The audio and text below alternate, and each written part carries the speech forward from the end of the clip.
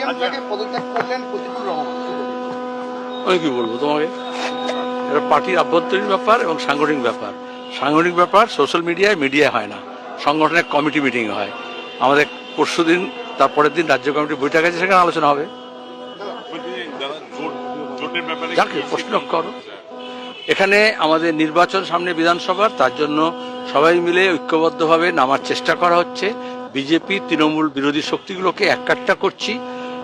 তার আগে আমরা বাম ফ্রন্টের সমস্ত শক্তিগুলোকে সমর্থন করেছি। সেই আলোচনাগুলো চূড়ান্ত পর্যায়ে আছে। আজকে আমি যখন এখানে আছি, তখন আমাদের পার্টির দুই নেতা আরএসপির সঙ্গে রাজ্য অফিসে বৈঠক করছেন।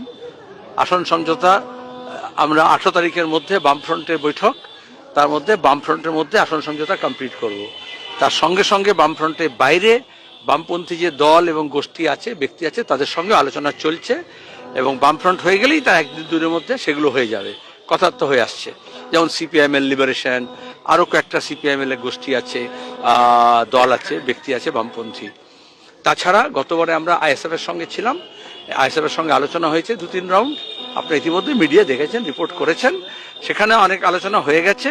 এখন 5-6টা আসন নিয়ে বাম অন্যান্য শরিকদের সঙ্গে কথা শেষ হলে তবে তাদের সঙ্গে সেগুলো ফাইনাল হবে।